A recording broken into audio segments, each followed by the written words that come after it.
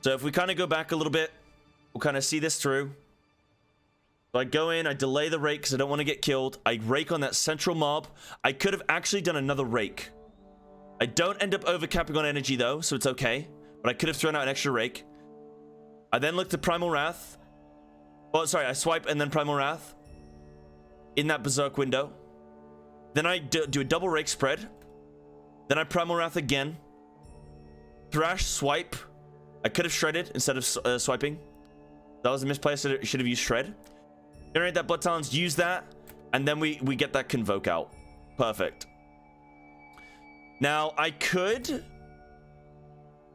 look to weave shortly, but things are dying so quickly that I don't even bother going for the Sunfire. And things are dying quickly. There's not really much point there. We kind of just play that out. Now we're looking to dodge that shade. Still trying to focus this main target. Dodging those shades. Making sure we're getting thrashes on those shades and stuff. And generating Blood Talons with that. To make sure we're getting our Predator reset as well. So, early stage of this fight, we're looking to get our Blood Talons generated as quickly as possible. And then an initial Primal Wrath ASAP. We jump into our Berserk window. Spread rakes.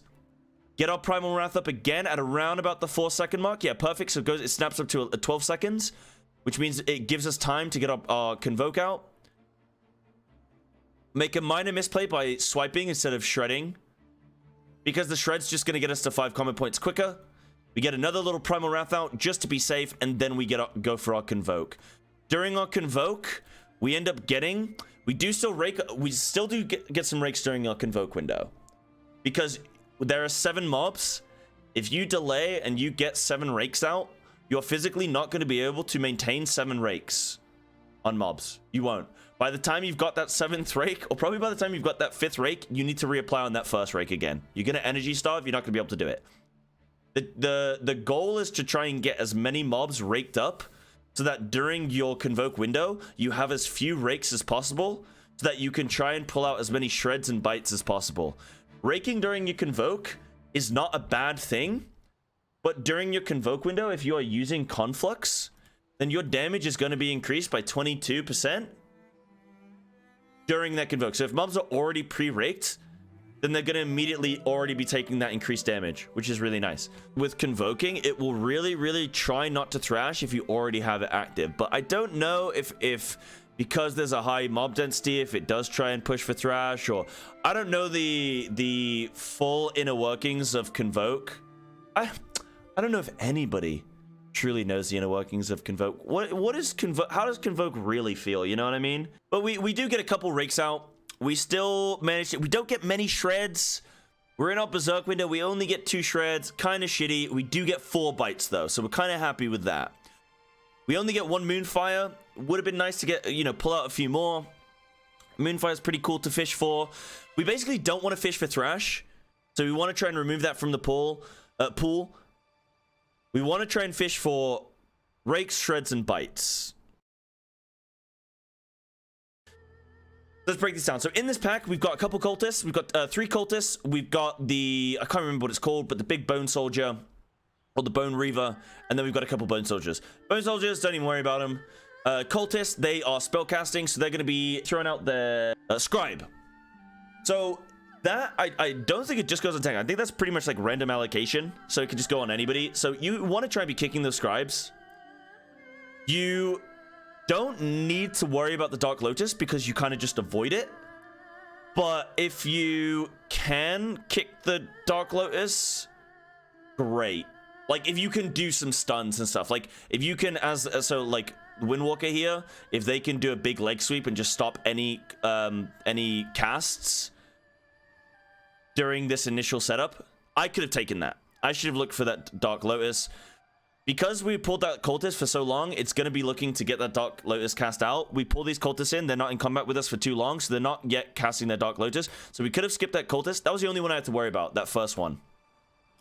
We then have to look out. The Risen Warlord will do this like this like a Blade Storm ability, right? It will only go on ranged if you have range. We have 2 range in the group. I don't know what the positioning was on the range player for that to be cast there. But really, your range want to try, in general, your tank's going to put this central. Your range want to try and stay up on the stairs or something, or move out to the side of the room here. So either side. They just don't want to be a melee. So I don't know who it was. The Boomkin room's here. So I think we're all stacked. No, Priest is out there. So Boomkin moves in here instead of moving out where the Priest is, right? So we end up getting in melee this really shitty Dark Lotus. But that's all you're really worrying for, is looking out for those scribes, interrupting them where you can, watching out for the Warlord and its Blade Storm. See, it will always target the ranged. And then you want to look out for just avoiding the Dark Lotus on the ground. And that's pretty much it with this pack. Nothing else really to worry about. That's pretty much it. So we go into this pack. I've got full cooldowns. I don't have Blood Talons available. I have no combo points, or I have 1 combo point. I'm gonna go in. My first primary focus is to generate my Blood Talons. If I could have, because we invis skipped to here. If I could have, then what I would have done is had 5 combo points and Blood Talons. Unfortunately, I wasn't able to do it. So because we invis skip here. So my main focus right now, at the beginning of combat, is generating my Blood Talons, then spreading my Rake. Well, generating my Blood Talons, getting Primal Wrath, then Rake spreading, then Primal Wrathing again, and within there somewhere looking to use my cooldowns. I go in, I Rake, I Thrash, I Swipe. Right? I'm at 5 combo points. Perfect. I could have Tiger Fury primaled there, but I ended up just primaling. I don't know why I didn't Tiger Fury. I should have. Then I Tiger Fury immediately after. So I should have used my Tiger Fury, then primal. Then I triple Rake. You can look on the, if you're unsure how to track what I'm doing, you can look here. I look to get the triple Rake. So now we have 5 seconds on primal on everything. We're getting close to that pandemic window.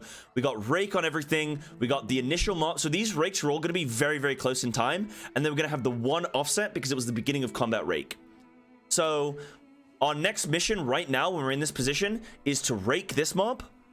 We're at 4 combo points. Perfect. So we Rake this mob. We got 1 Blood Talons. This is Primal, or Rip has fallen off. So we're going to look to Primal Wrath. This is a perfect condition to Rake Primal Wrath. Then we are going to probably Swipe and get our Thrash back up. Then look to re-Rake.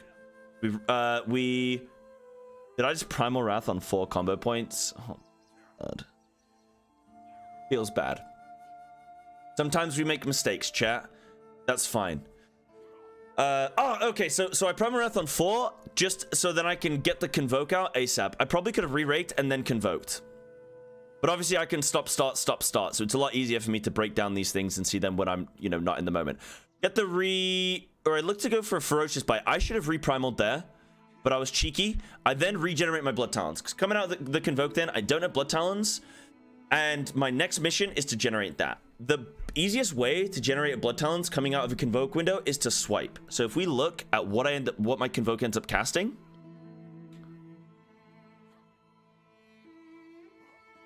so, you know, in a Convoke window, you can Rake, you can Shred, you can Thrash. The one spell that you can definitely not do is Swipe. So when you're gambling for a Blood Talons, the best thing you can do, and by the way, I have a Blood Talons still when this Convoke ends. So I have a Blood Talons. This was a Primal Wrath right here. But for some reason, I used Ferocious Bite, which was wrong. And in this Convoke, we end up Thrashing, and we Rake, and we Shred. So we gamble, we use a Swipe. And it does not pay off. Does not pay off. We don't hit the timer. So we then follow up with the Rake, and because we had the Shred at the end of that Convoke, it was enough to put us into that 3 Blood Talons generation window. So we managed to get a Swipe, Rake, boom. We did 2 out of 3 abilities. We get the Blood Talons, cool. We then swiped for max common points, get the Primal Wrath out. Cool. Now I didn't end up looking for the Berserk on this pack. I think that was a bit of a mistake. I think I should have Berserked here, but I think I'm trying to make sure that I have Berserk for the boss because it is a 21 key, so I think I'm scared of the boss, even though it's fortified. Then I look to do a bit of weaving here, and one sec, chat, I will get to your questions in a moment.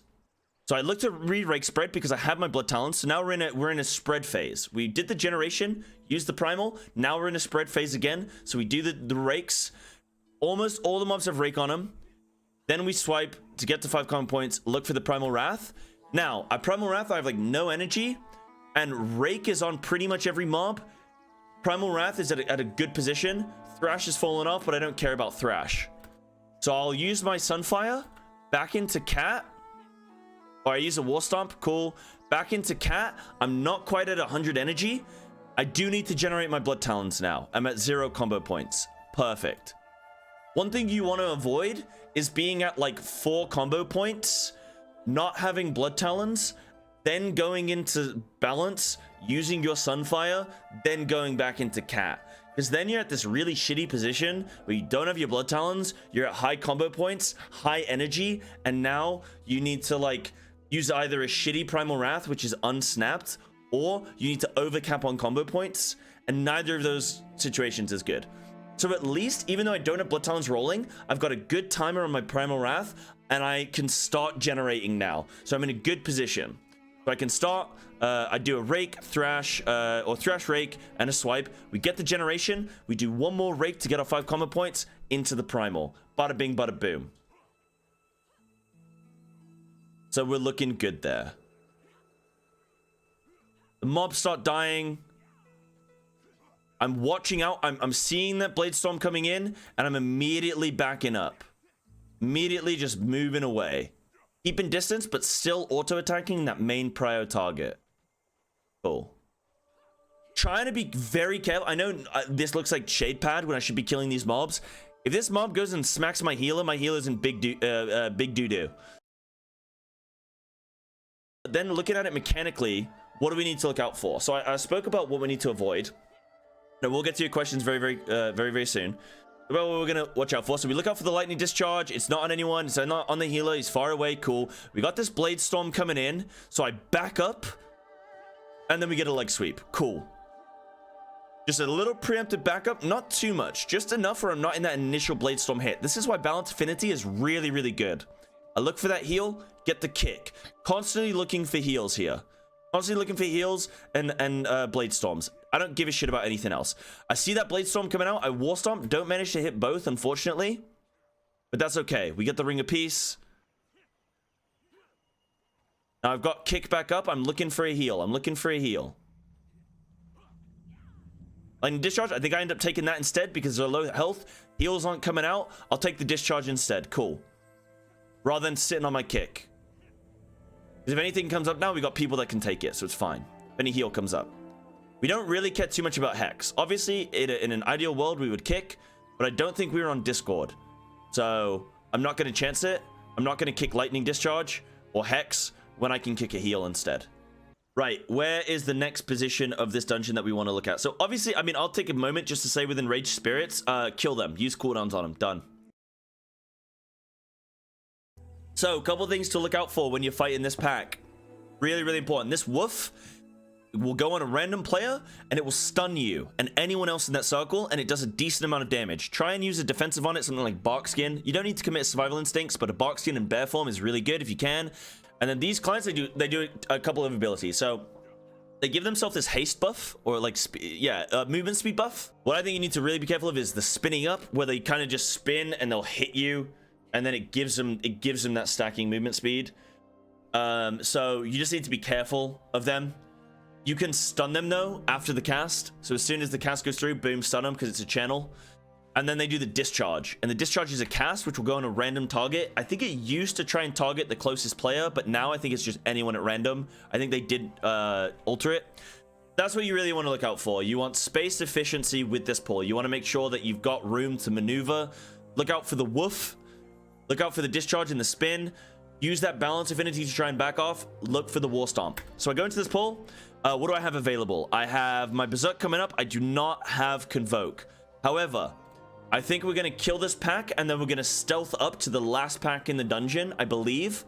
So I'm only going to get one use of Berserk now before boss. So I'm going to use it now on this pack. I don't have Convoke, but it's okay, because if I hold for Convoke, then I'm not going to get Berserk before boss. So I'm going to use Berserk without Convoke, I think. So we go into this pull. I rake up. I didn't get stealth, I don't think, because I was in combat with the shade. So I rake. I have blood talons available because I generated it on the shade. So I have 5 common points or whatever. I have full energy. I have Tiger's Fury rolling, and we got blood talons. So I go in, I rake, immediately primal. Great, fantastic. Everything's immediately bleeding. I am gonna thrash. I could just be rake spreading. I don't need to thrash there. I don't think, like, thrashing is cool, but I would rather use it to generate blood talons than worry about making sure everything has thrash on them, right?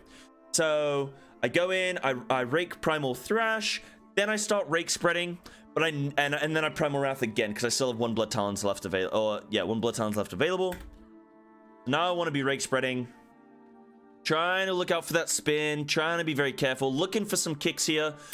Normally when I'm kicking, I try and predict the other people in my group, right? I pug a lot. So I always try and go for the most awkward mob. I always try and in my head think, which one is no one else gonna kick, right? And in this group, Druid's got beam, so they're gonna hold that. Tank is here, so he's gonna look for something close. Monk is also gonna look for something close, because he's not got a range kick. So I look for the furthest mob kick on this purple mob, right? I think it's the furthest, ends up being the furthest, yeah.